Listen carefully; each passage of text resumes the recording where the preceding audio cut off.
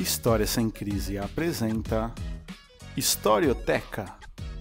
No episódio de hoje, a Revolução Industrial. Fala pessoal, sejam todos bem-vindos aqui no História Sem Crise, o podcast que está prestes a introduzir diversos temas históricos e geográficos para vocês.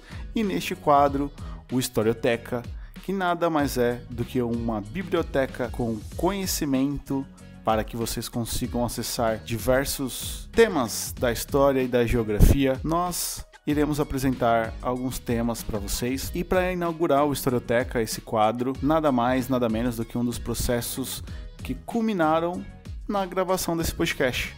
Porque sem ele a gente não teria, muito provavelmente, a tecnologia suficiente para o surgimento aí dos computadores, da gravação digital do áudio, inclusive das plataformas de streaming, tá? Então a gente vai falar sobre a Revolução Industrial. Antes da gente começar, sigam o História Sem Crise no Instagram, no TikTok, o nosso canal no YouTube. A gente tem o perfil no Twitter, no Facebook também, tá? Só para terminar, para falar sobre o quadro, o Historioteca serão episódios mais curtos, tá? Focados no assunto. Haverão outros tipos de quadro que eu não posso contar para vocês ainda, mas aquele bate-papo com os convidados, como foi o primeiro episódio lançado, eles vão se manter. Não há ainda um tempo pré-determinado para que aqueles episódios aconteçam, mas eles vão acontecer, já tem bastante coisa programada, bastante convidados super interessantes para estarem presentes aqui no História Sem Crise. Então vamos lá, pessoal. A Revolução Industrial.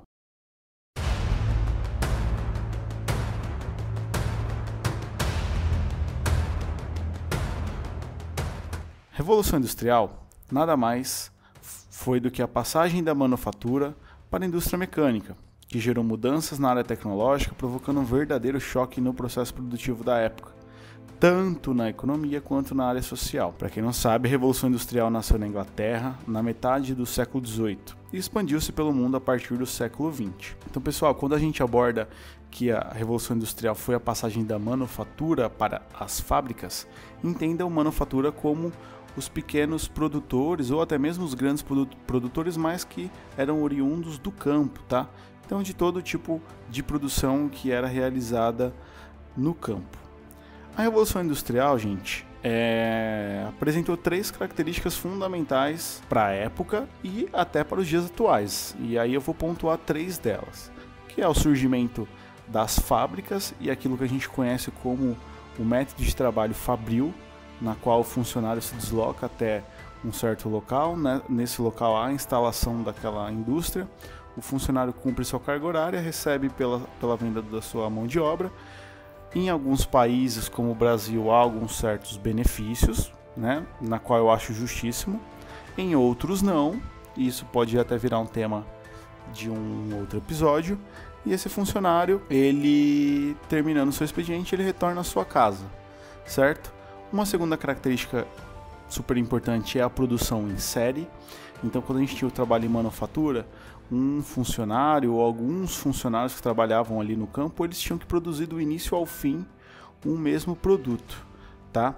Já com a inserção da Revolução Industrial, claro que isso não foi logo de primeira, os funcionários passaram a cada um realizar a sua tarefa.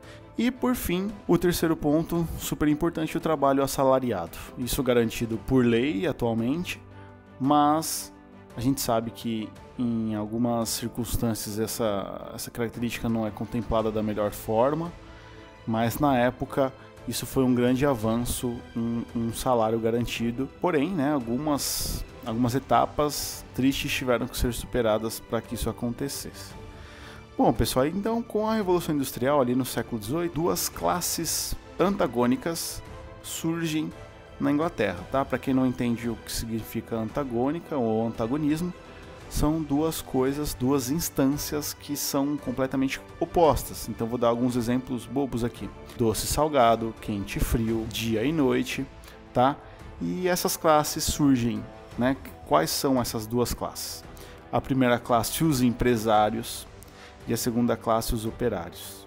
Então, os empresários, gente, eles são conhecidos como os capitalistas, eram os grandes proprietários de capital, proprietário dos prédios, das máquinas, inclusive das matérias-primas e, obviamente, dos bens produzidos por aquele serviço. Já os operários, também conhecidos como trabalhadores, como proletários, como assalariados, vendiam sua força de trabalho em troca de salário, ou em troca de moradia, ou em troca de alimento. Essas classes surgiram nesse período da Revolução Industrial. E por que a Inglaterra, a Revolução Industrial surge na Inglaterra, né? Por que a Inglaterra é considerada pioneira? Ela possui algumas características que eu vou apresentar para vocês que constituíram esse pioneirismo inglês.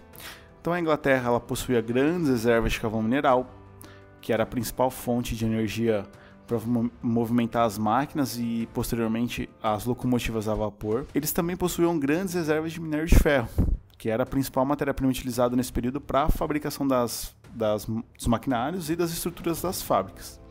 A mão de obra também era disponível em abundância. Favoreceu muito a Inglaterra. Havia uma massa de trabalhadores precisando de emprego, e a migração na época para as grandes cidades como Manchester, Liverpool e Londres também, Birmingham, ela foi massiva. Então as pessoas saíram dos interiores da Inglaterra e foram para essas grandes cidades industriais. Já a burguesia, na qual a gente conhece também como os empresários, os capitalistas, eles possuíam capital suficiente para financiar as fábricas, comprar matéria-prima, as máquinas e contratar os empregados. Então não basta ter mão de obra, não só basta ter mão de obra, né? Mas os capitalistas tinham que ter bastante poder financeiro para estar gerindo tudo isso. E o mercado consumidor inglês também favoreceu demais para esse pioneirismo, né? Então a própria economia dos trabalhadores, a ação de comprar os bens produzidos por eles mesmos, ajudou a fortalecer. Então, pessoal, o primeiro ramo da Revolução Industrial a utilizar as máquinas, né, a introduzir o maquinário no trabalho que era manual e provavelmente do campo, foi a área de fiação e tecelagem de algodão. O algodão era relativamente barato e vinha das colônias inglesas nos Estados Unidos e do Oriente. Sobre o desenvolvimento tecnológico, essa transformação do trabalho no campo para o trabalho através das máquinas gerou diversas vagas de emprego, também gerou um enorme desemprego por pessoas que não eram capacitadas, sejam por não conhecer o maquinário, por não estarem dispostas, por ideologia. Enfim, e só uma curiosidade, né? A primeira máquina inventada foi a Spinning Jenny, inventada pelo James Hargreaves, que era um carpinteiro, e essa máquina era uma máquina de tecelagem a fios e ajudou demais a aumentar a produção de tecidos. Posteriormente, o Richard Arkwright inventa a Water Frame, uma máquina hidráulica de fiar mais rápida que a anterior, que o James Hargreaves havia construído, a Jenny. Em 1779, Samuel Crompton criou uma máquina que fabricava fios resistentes e finos para fazer tecidos mais leves, que foi uma nova invenção. Aí a gente chega muito provavelmente também numa das invenções mais famosas da história da humanidade, que foi a invenção do James Watt, que é a máquina a vapor. Já em 1807, é inventado o primeiro barco a vapor, e em 1814 locomotiva. Então todas as invenções vieram a fortalecer, a fomentar a Revolução Industrial e suas evoluções. Como que era o cotidiano dos operários, pessoal? Então isso é um assunto que a gente precisa abordar, porque assim, as condições de trabalho eram extremamente precárias. Por exemplo, a jornada de trabalho média era em torno de 14 a 18 horas diárias, e eles possuíam apenas 2 pausas controladamente, né? Então, assim, pausas rígidas. Segundo alguns relatos, eles tinham pequenas pausas de 5 a 10 minutos para se alimentar, para se hidratar e voltar para o trabalho. Para eles cumprirem esses horários, eles sofriam muito assédio, multas, descontos nos salários e ameaças por parte dos donos, dos empresários, né? Outro ponto muito triste era o trabalho infantil. Então há diversos relatos comprovados que crianças de 5, 6 anos trabalhavam nas linhas de produção e apanhavam dos chefes ali. Se elas brincassem, se elas errassem no trabalho, Então os pais também eram colocados nessa situação, né? De ver o seu filho apanhando, ver seu filho fazendo alguma coisa de errado. Se a gente pensar nesse contexto, é um contexto muito triste. E uma coisa muito óbvia era que as mulheres e as crianças recebiam muito menos de salário em questão do homem. Como que eram agora as leis trabalhistas? Pessoal, não havia leis trabalhistas nesse primeiro período da Revolução Industrial. Então não havia direito social, por exemplo, férias, descanso remunerado, aposentadoria, licença maternidade, licença para tratamento de saúde, não tinha seguro-desemprego, 13º salário, seguro-acidente, direito de greve, hora extra, FGTS. Isso não existia, tá, gente? É claro que com o passar do tempo, alguns direitos foram conseguidos muito com base nos movimentos dos trabalhadores. Por exemplo, o movimento do ludismo, né, que foi um movimento que ocorreu ali na Inglaterra a partir de 1811, que protestava contra as máquinas e a perca desses trabalhos manuais. Então as reclamações se concentravam na substituição da mão de obra pelas máquinas e que, por serem mais eficazes, acabavam com o emprego dos trabalhadores. Vale ressaltar que não foi um movimento especificamente dos trabalhadores fabris, mas de artesãos qualificados cujas habilidades estavam sendo substituídas pelas máquinas. Outro movimento muito importante da época foi o cartismo, né, que foi organizado pela Associação dos Operários e exigia melhores condições de trabalho e o fim do voto censitário. E eu destaco ainda para vocês a formação de associações denominadas trade unions, que foram evoluindo lentamente suas reivindicações. E esses trade unions originaram o que a gente conhece hoje como os sindicatos. Pessoal, como que o governo inglês se comportava com esses movimentos dos trabalhadores? Então, com a presença do ludismo e do cartismo, o governo inglês não atendia a essas pedidas desses movimentos e repreendia com bastante violência esses tumultos. Porém, o movimento operário acabou sendo fomentado e aumentando com o passar do tempo. Os operários acabaram se unindo em diversas lutas contra as péssimas condições que eram submetidas nas fábricas. E com o objetivo de ampliar a sua participação política, em 1838, alguns operários redigiram a Carta do Povo, um documento que exigia o voto secreto e universal e a participação dos representantes da classe trabalhadora no parlamento. Agora, gente, já ali no final do século XIX, algumas leis trabalhistas, a partir dessa luta dos operários, conseguiram serem garantidas. Então vamos acompanhar.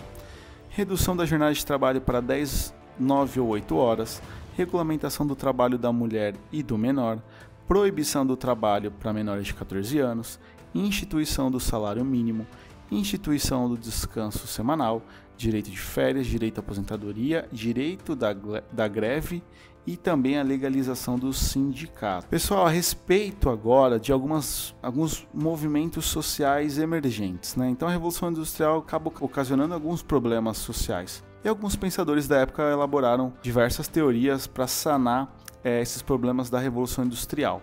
Lembrando, gente, que a Revolução Industrial ela ajuda a construção do capitalismo, que nada mais é do que o acúmulo de bens, a riqueza, a meritocracia, né?